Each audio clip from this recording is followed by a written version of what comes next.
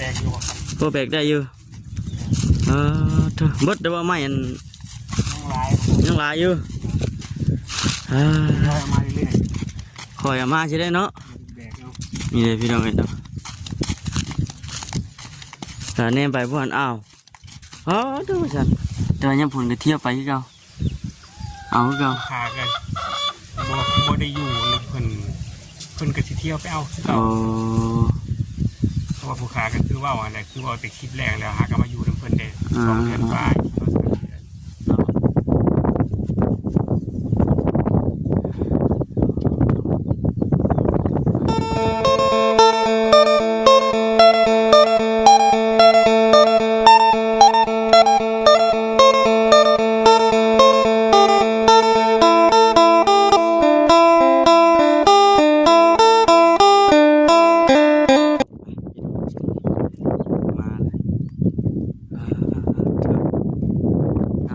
ทักทายสบายดีเด้อพี่น้องเด้อเนาะFCกันเบิดสุขคนพี่น้องเอ้ยพวกกันคือเก่ามื้อนี้ก็ได้มาลัดเบิ่งทางให้อาจเพิ่นก่อนพี่น้องเอ้ยเราเฮ็ดเวียกเนาะมาแต่มากเที่ยวเรื่องเก่าซั่นแล้วก็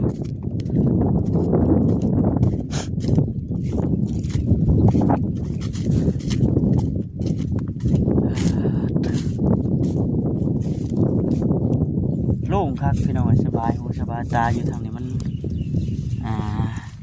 อยู่นอกบ้านเลยมันเขาอยู่ก็แบบง่ายๆเงียบสงัดบ่อึดอัดต่างกันกับเป็นอยู่ในบ้านอึบ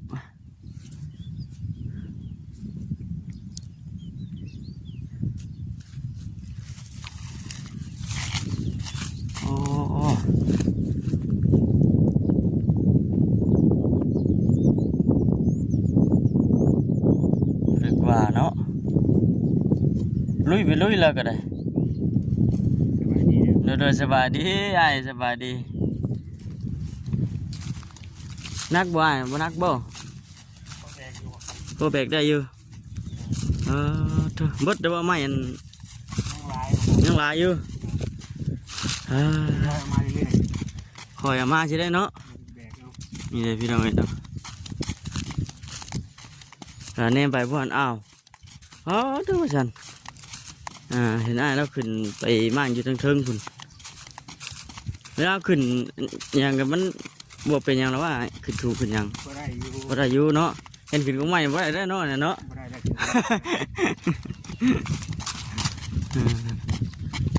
โอ้ไม่เพิ่นพี่น้องเนาะเล็กตะปูเพื่องัดเอาตัวเก่านี่จัก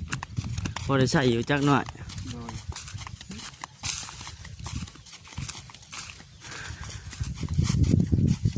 ไม่โกงไม่อยู่ป้าเถอะเฮ้ยมาเยี่ยมทั้งอาดเพิ่นก้อนมาฉันหลายมือเลยได้พี่น้องเลยในตอนนี้กำลังเงินที่เห็ดเฮือนมาเห็ดเทียงไหมก็ได้เสาหนึ่งพี่น้องเนาะ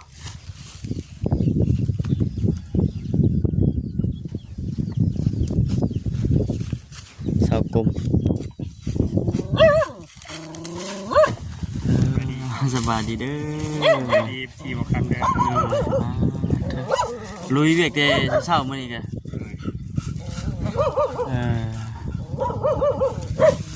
นั่งปัดนั่งพักผ่อนนี่แหละมาเยี่ยมมายามนี่แหละมื่อนี้ก็ได้ไม่ได้มีอย่างหรอกครับมาเด็ดมายามนี่มาคอยเบิ่ง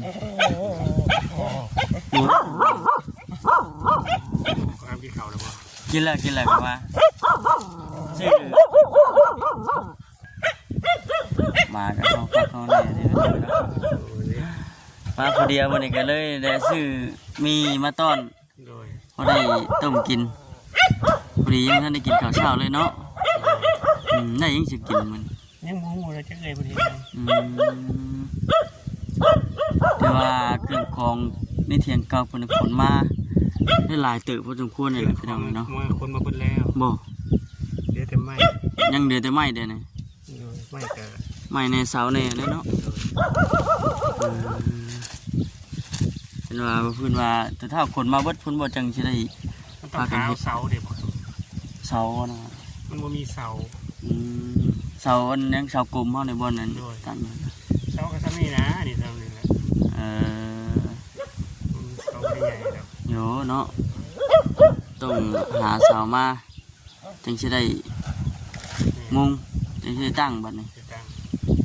ต้องหาเสาเก่าแล้วมาเสาใหม่มีเงินซื้อแล้วบ่ครับมีเงินซื้อว่าเป็นแก้วว่าลอยว่าเป็นแป้นแบบนี้เลย เสาหนึ่งก็แพงเติบเด้ เป็นแสน เป็นแสนก็เพื่อโอ้ยกลัวนี่ปาน เจ้าขายให้ 200,000ไม่ใหญ่แต่บ่ ไม่จิก ไม่จิก ซ้ำนี่ ซ้ำที่เข่าใช่เนาะว่าอะไรก็ได้ เขา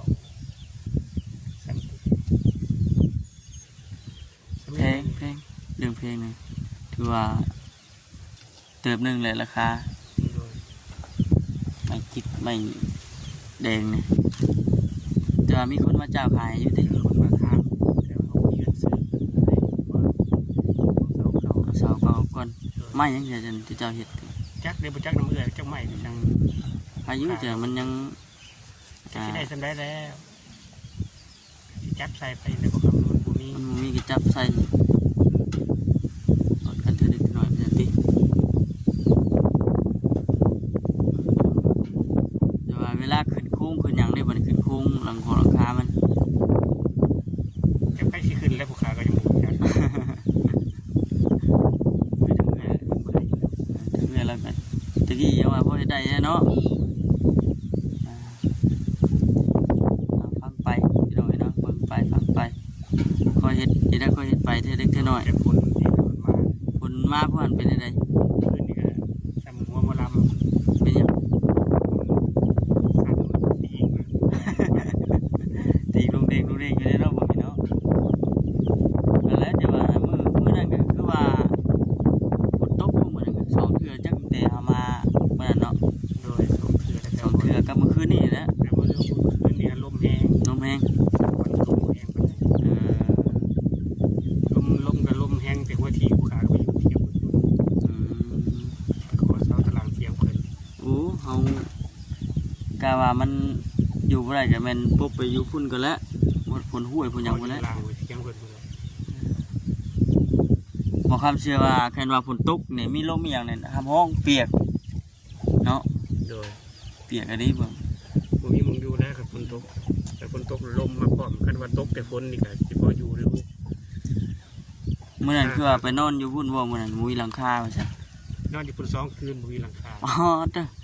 มันจะเป็นเนี่ยบ่ครับวันนี้ก็ตอบตัวเดียวนะวันนี้ครับคุณว่าก็ปลุกแล้วเมื่อคืนนะนี่แหละ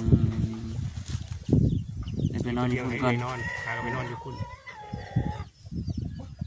นอนทั้งที่นอนเบิ่งดาวเลย นอนแย่เมืองดาวเด้อ โดย นั่นแหละ ในใจว่าภาวนาในใจว่าอย่าสุตุกเดือฝนเด้อการหอบผ่านคืน โอเคเนาะฝนตกมาคือว่านะอยู่ยากอีกได้ฮุบได้หอบมันนะ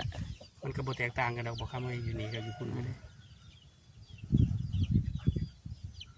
ทุกเด้บ่คำเลยมันบ่มีนะครับอยู่เป็นทุกนี่แหละได้กระตูบ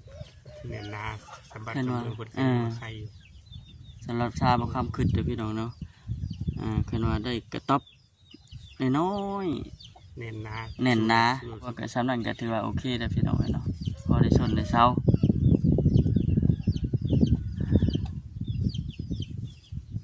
มีแต่ว่าอดทนเอาก่อนสู้ชนไปนี่แหละเฮ็ดจังได๋ซะเนาะ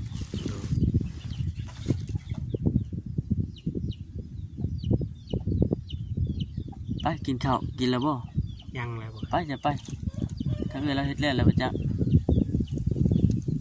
ไปนั่งกินข้าวแล้วก็ร่วมกันจะพูดรถแล้ว มาเวะเขามาเยี่ยมมายามเจ้าหน่อยก็กลับปะแล้วเนี่ยมาผู้เดียว มาผ่อนยังลงทางได้มาผ่อนบ่ได้มาทางเก่าเลยคิดว่าทางเข้ามาวันนั้นว่าอยู่สัตว์ลงมาทั้งปี สื่อลงมาได้บัดแนมเห็นสวนนั่นก็จะเอาสวนหมากอย่างนั้นโมเมนอย่างไรหมากก็จะปลูกน้ำเดินบ้านเอามัน คืออยู่ทางนี้ว่าซั่นกลับออกพุ่นโคกมาพี่บัดจังถึกโอ้ วันนี้ ย เสร็จแล้ว ฮะ วันนี้ที่จำได้แล้ว จื้อแล้วบัดนี้จื้อแล้ว เมื่อนั้นน่ะบ่ได้สังเกตเบิ่งทางกันบ่ได้นะมื้อนั้นแต่บ้านอันไอ้อาจเพิ่นกับบ้านบ่ครับอยู่กับบ่ไกลกันปานใดดอกพี่น้องเนาะเที่ยวไปเที่ยวมาอยู่ เออ กินแล้วบ่ เออ เรากินแล้วเราซั่นลุยเวียกต่อซั่นเนาะโอ้ยากดีได้ขึ้นว่าเป็นหันปนีมานะเนาะ โอ้จิตไปหาดอกกระเจียวว่าติ แม่น ไปกับสีภรรยาเพิ่น ภรรยาเพิ่นแน่แล้วก็เบาตาแน่เคยบ่ตาเพิ่นเคยมาบ่ เบาตาจังบ่เคยเห็นกัน แต่ยังบ่เคยเห็นอีกเทื่อ เคยเห็นแต่ในคลิปเพิ่น เบาตากับเมียเพิ่นแน่เบาเวียดพร้อมชวนอยู่นี่ก็ชวนตั้งแต่เพิ่นว่าตื่นมาให้ตื่นแต่ดึกเด้อว่าซั่นตั้งแต่ 4:00 นพุ่นเพิ่นไปพุ่นเด้เขตแถวดงเห็นพุ่นไปไกล ไปหาหรือว่าไปซื้อ ไปหาอยู่พุ่นมันบูดเดินได้ยินเขาว่าคนอยู่ในบ้านก็จะไปเอาเมียอยู่พุ่นแหละไปหาอยู่ให้ก็จะพาไป เขาบ่กล้าไปเนาะอย่า โอ้ ทาง กล้าไปเนาะก็เลยเอาฉันพากันขึ้นไปนี่ก็คันว่าโบยากเวียกก็สิได้ไปน้ำเพิ่นอยู่ เลย แค่ดอกวันนี้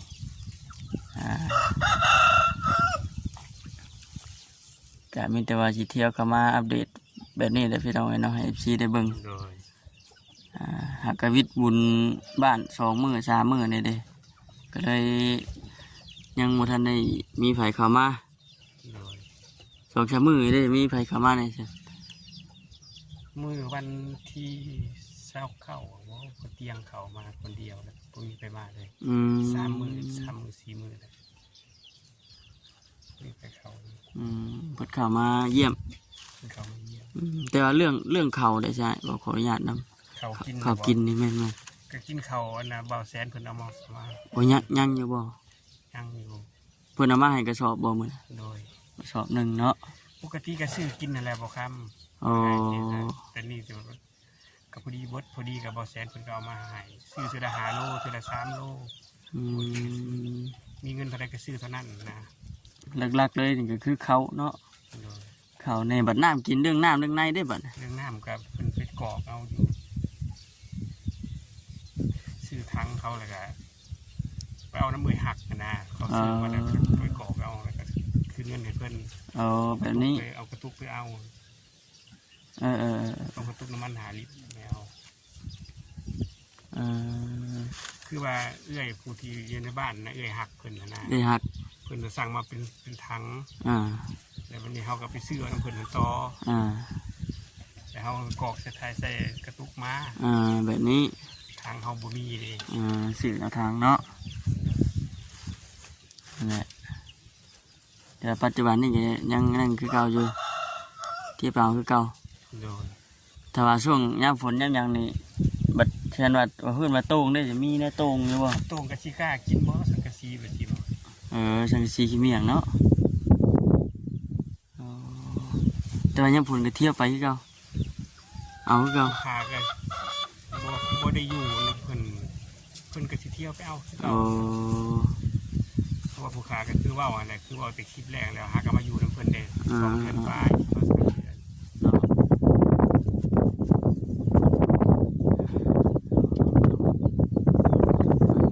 จังไดก็ฝากทางบ่ทางซีเข้ามาเบิ่งผู้ชมนั่นนะพิจารณาใส่กันพี่น้องเนาะแล้วก็ฝากเข้ามาเป็นกำลังใจให้ทางงานเพิ่นพร้อม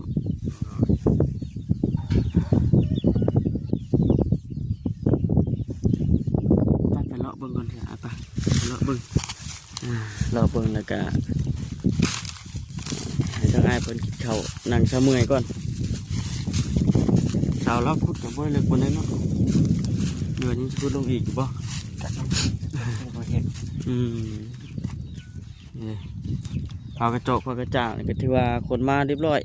คนมาแล้วกำลังเก็บตะปูเด้อบ่ครับ เด้อยังใช้ได้อยู่เนาะยัง ยังบ่ได้หมดยังบ่ได้เจาะบ่ได้กินมันเลยพี่น้องโดยโธ่ขอไก่สังกะสีก็ยังบ่ทันได้มุงพอครับ หลายมื้อก็เฮ็ดพุ่นบ่ทันเลย ป้าอันหนึงบัดยังอันหนึงเนาะ เอาหมองอยู่บนเช้าก่อน เป็นทานเป็นหยังก็ทานได้แม่นเฮ็ดเองบ่หรือว่าซื้อนะ เองแน่ซื้อคนแน่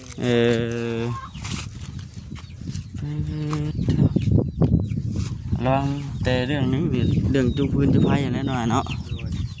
สมัดระวังด้วยตัวนี้เด้อ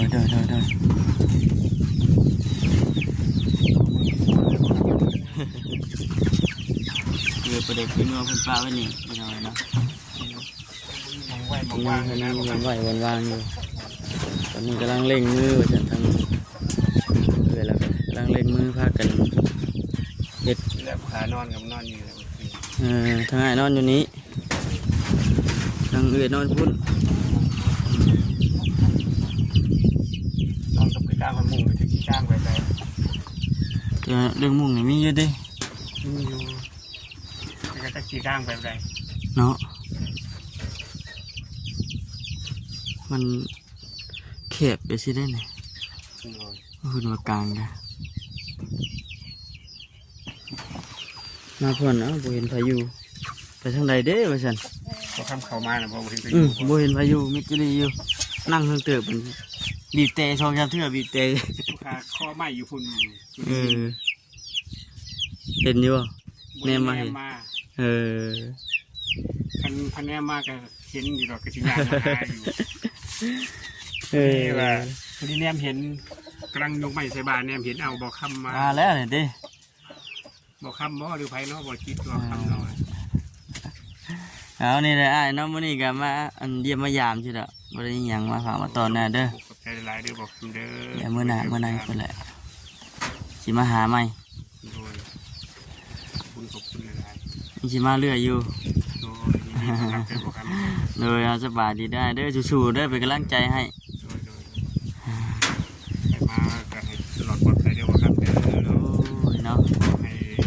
ยอดได้ยอดแชร์ให้ยิงฟังเด้อบ่อคำเด้อ อ่า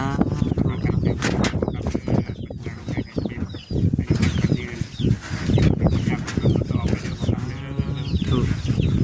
นั่นเลยสิเดี๋ยวเข้ามาเรื่อยๆคิดว่ายอดวิวปังๆขึ้นกว่าเก่าเพราะฉะนั้นนับพี่น้องเนาะไปเด้อเด้ออยู่ดีมันเองไปพี่น้องนับจังไรจะเมื่อไหร่คือว่าเอาไหนพี่น้องเลยเขาสิเข้ามาเยี่ยมมายามเบิ่งทางอ้ายแล้วแล้วก็สิเข้ามาพร้อมกันกับทีมงานนั่นแหละนี่นะเข้ามาผู้เดียวพี่น้องเลยเนาะไปอยู่ดีมีแห้งครับพี่น้องเนาะสบายดี